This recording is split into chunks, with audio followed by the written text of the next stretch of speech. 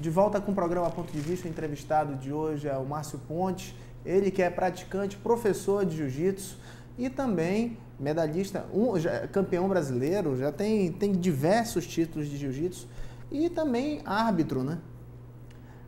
Me conta um pouquinho dessa história, você já fez curso, tem certificado de árbitro pela CBJJ, como é que é ser árbitro, sabendo que hoje cada vez mais existe esse problema na arbitragem, principalmente contra o Amazonas nos eventos que são fora de Manaus?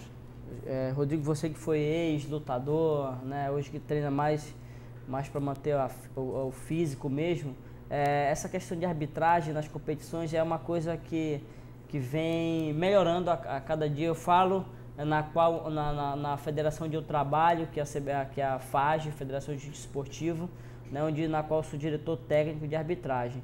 A gente vem trabalhando em prol da melhoria. Eu trabalhei por longo tempo, acho que mais de 10 anos, atuando como árbitro nas ambas federações, né, e fui considerado durante longo tempo um dos melhores árbitros do Amazonas. Fiz o curso da CBJJ, da Federação do Carlos Gracie, e sou diplomado por lá também, né?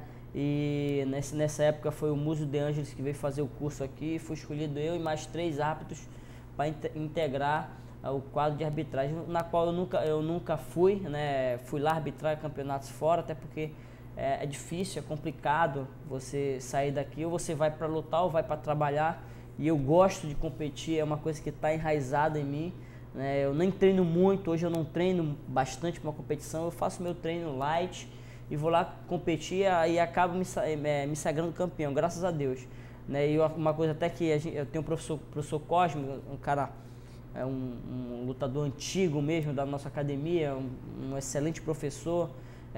Eu sempre brinco, eu não sei como o Márcio não treina e consegue ganhar. Eu falo assim, qual é porque eu sou bom? Eu sou Romário, não treino e ganho. Mas isso na realidade, eu não indico isso para os atletas, eu tenho uma vasta experiência em competições, então eu uso mais a experiência do que o próprio vigor físico. Hoje eu luto na categoria Master, que é uma categoria de tempo menor, então eu uso esse tempo menor com pouco treinamento que eu faço e acabo conseguindo ali me sobressair super bem nas competições. Ano passado eu lutei 4 campeonatos, né? Fui campeão nas 4 edições, só perdi uma edição que foi o Black Belt. Fiz a final com o Ivaniel Cavalcante, que é um garoto jovem ainda e vive e só treina o dia inteiro, né? E eu com meus 34 anos fui lá, ainda fui para a final, enfim, fiquei satisfeito com o resultado, né? E esperamos voltar a competir nesse campeonato mundial. A minha meta é essa. Eu vou para a Venezuela, mas vou ficar treinando lá com os alunos de lá e já no regresso para o Brasil já fico em São Paulo já para lutar o campeonato mundial. Falando um pouquinho agora, saindo um pouco do jiu-jitsu, indo para o MMA.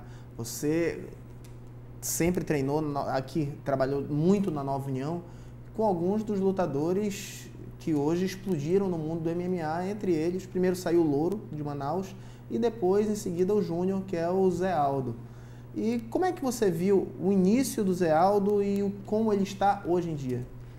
Sem falar do Ronis Torres também, né? Lógico. Eu vou salientar um pouco, você falou do Marcos Louro. O Louro hoje, o Louro é aluno do mestre Nato Machado, na qual também é meu professor, meu mestre, né? O mentor da Nova União, ele que é o cabeça que passou um longo tempo parado, fora dos tatames e está voltando novamente às suas atividades com o jiu-jitsu.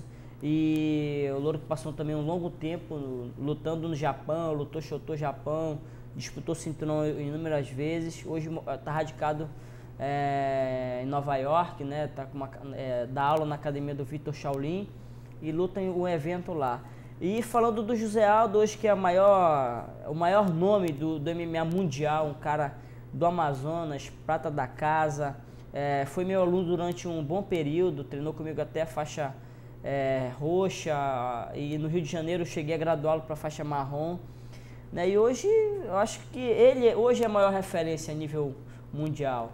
Eu acho que o Amazonas em si é uma referência não só no jiu-jitsu, mas como MMA. No MMA a gente teve, você citou muito bem, Ronis Torres, que passou também pelo UFC, infelizmente não conseguiu se segurar nas edições, na edição do UFC. O UFC ele é muito rígido nas questões de como o atleta se sai, A gente conversando depois com o Rones, acho que ele me falou que faltou mais agressividade, né, nas competições, a ansiedade, o glamour do UFC, né, ele ofusca muito o grande lutador. E você conhece muito bem, a gente, eu que já convivi, já vi treinos do Rones, eu acho que ainda é um top 5 do Brasil, né, e um dos top 10 no mundo, o Rones Torres. No Brasil eu considero o Rones o número 1, considero o Adriano Martins também um dos top 5 do Brasil, né? Quem sabe aí ele está tentando buscar também uma vaga no UFC. Eu acho que ele tem condições, lógico, é difícil, ele tem que ter um bom manager para levá-lo até o UFC, mas cartel tem boas lutas, e a gente espera que não só o José Aldo, mas como outros amazonenses também se espelhem no atleta que ele é hoje, né? Isso eu falo de José Aldo. Ele saiu em condições do Amazonas difícil, né? Extremamente desfavoráveis, né? Totalmente, chegou a morar na academia. Justamente. Eu conheço muito bem a história dele, né? Treinou desde muito novo, ele o primo dele, o Andrezinho, andavam sempre juntos, os dois eram fenômenos no jiu-jitsu, né? Ganharam quase que todas as competições nas quais estiveram ali. O Júnior também foi campeão mundial, campeão brasileiro, ganhou de um dos grandes nomes hoje do jiu-jitsu moderno, do Cobrinha, né? Rubens Charles, ganhou 2 vezes, tem um jiu-jitsu fabuloso e se identificou muito bem com a luta em pé, que é o Muay Thai. Hoje ele é um strike, né? Um lutador mesmo que vai para nocautear, mas muita gente fala que ele não tem chão, não tem jiu-jitsu, mas quem conhece sabe da potência que ele tem, e do jiu-jitsu amazonense, né? Do jiu-jitsu do Amazonas. Eu não falo só porque não só treinou comigo, mas treinou também com o professor Cosmo, treinou com o Louro um longo tempo, era um cara que sempre gostou de experiências novas, treinava na minha academia, mas ia treinar lá no professor Nonato, ia treinar com o Louro, pegava alguém para treinar também, então ele sempre buscou isso. Então, o resultado do trabalho, pessoas me procuram, alguns jornalistas já fizeram tais perguntas, você, como é que se sente lisonjeado, você treinou ele? Eu falei, olha, desse bolo, eu me sinto aquela pequena cereja em cima desse bolo. Então, a minha contribuição foi mínima, porque o restante foi dele. Eu acho que ele buscou, ele quis, ele passou a dificuldade lá. Teve períodos que eu ia para a competição no Rio de Janeiro e ele ficava comigo em apartamento, né? E ele falava que, Márcio, eu quero voltar, não aguento mais, tá muito difícil aqui. E nesse período que a gente passava lá com a equipe do Amazonas, lá na Nova União, ele me relatou inúmeras vezes, teve vontade de querer desistir mesmo e voltar para o Amazonas, voltar para Manaus. E numa dessas conversas, eu me recordo super bem disso, André Pederneiras, assim, o Louro, todo mundo reunido, e a gente conversando ali na frente da academia, e ele falou, pô, Marcinho, eu quero ir pra Manaus e tal. Eu falei, pô, Dedé, bota o cara pra lutar, o cara tá um tempão aí, o moleque não tem renda. Ele falou, ó, não te acalma, não te preocupa que o Júnior vai ficar rico lutando nessa categoria. Eu falei, pô, mas o cara tá aí, tá um tempão e nada, mas o Dedé, ele é um empreendedor da luta, né? Ele é um cara que tem uma visão, assim, acho que como poucos professores, né, de luta, empresário, tem. Ele, cara, te acalma durante um período, esse cara vai ficar bem. E hoje é o que ele é, né? José Aldo, um cara que nos Estados Unidos não consegue sair na rua, né, parado.